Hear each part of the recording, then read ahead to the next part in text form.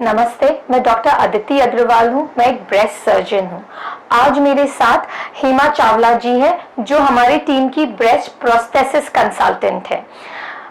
जब हम सर्जरी करते हैं ब्रेस्ट कैंसर के लिए और पूरा ब्रेस्ट निकालते हैं, दैट इज हम मैस्टेक्टमी करते हैं, उसके बाद काफी बार हमारे पेशेंट्स ब्रेस्ट रिकंस्ट्रक्शन कराते हैं और कुछ हमारे पेशेंट्स होते हैं जो ब्रेस्ट रिकंस्ट्रक्शन नहीं कराते हैं।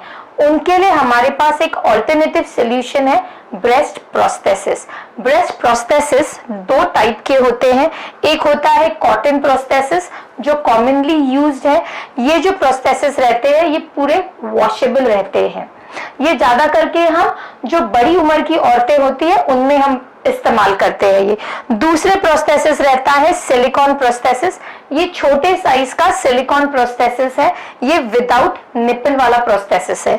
इसके साथ हमारे पास और एक सिलिकॉन प्रोस्थेसिस में ऑप्शन है, ये विथ निपल वाला ऑप्शन है। ये बिग साइज का प्रोस्थेसिस है। सिलिकॉन प्रोस्थेसिस अलग अलग साइज में मिलते हैं, डिपेंडिंग अपॉन पेशेंट का ब्रेस्ट साइज क्या है उसके हिसाब से हमारे पास स्पेशल ब्रेस्ट प्रोस्थेसिस ब्रा आती है। ये जो ब्रा होती है इंडियन क्लाइमेट के लिए कॉटन की बनी हुई होती है एंड इनमें पॉकेट रहता है। ये पॉकेट के अंदर हमारे कॉटन का भी प्रोस्थेसिस जा सकता है और सिलिकॉन का भी प्रोस्थेसिस जा सकता है। हेमा जी हमें बताएंगे कि वो प्रोस्थेसिस हम किस तरीके से इजीली डाल सकते हैं। प्रोस्थेसिस को पहले हम स्लांटिंग करते हैं, उसको ब्रा के अंदर डालते हैं एंड फिर उसको स्ट्रेट करके जैसा हमारा ब्रेस्ट का शेप रहता है उसके हिसाब से मैच करते हैं। फाइनल जो हमारा आउटकम रहता है is very similar to normal breast. इसके कारण हमारी जो लेडीज रहती हैं उन्हें बहुत कॉन्फिडेंस मिलता है। वो लोगों को फेस करने के लिए अपने आप को कॉन्फिडेंट फील करती है, सोशल गैदरिंग्स में जाने के लिए तैयार होती है।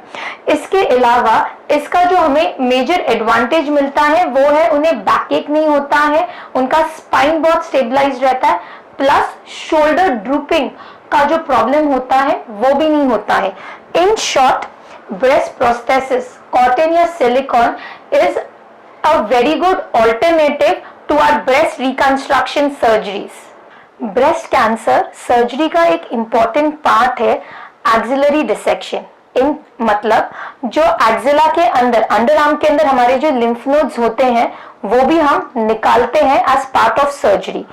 ये जब भी हम पूरा लिम्फ नोड डिसेक्शन करते हैं, कुछ औरतों को कभी कभार ये आर्म में स्वेलिंग आती है, जिसको हम हमारे मेडिकल टर्मिनोलॉजी में लिम्फेडिमा कहते हैं।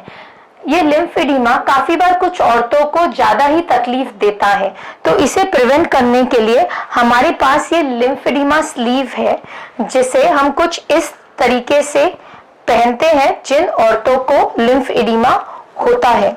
इसे हम अच्छे से पूरे आर्म पर पहनते हैं। ये कस्टमाइज होता है, हर पेशेंट के हाथ के हिसाब से ये स्लीव्स स्पेशली बनाया जाता है।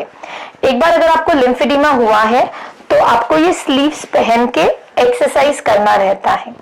कभी कभी कुछ औरतों को सिर्फ आगे का जो हमारा पंजा रहता है सिर्फ उसमें सूजन बैठता है। उस केस के लिए हमारे पास ये स्माइली बॉल है, जिससे हम एक्सरसाइज करके जितने हमारे हाथ के छोटे मसल्स रहते हैं उनकी एक्सरसाइज करते हैं।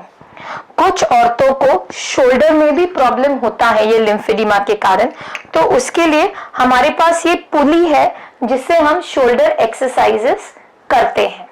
लिम्फेडिमा स्लीव, स्माइली बॉल और पुली, ये तीनों ही lymphoedema treatment and prevention kit की तरह काम में आते हैं। Thank you.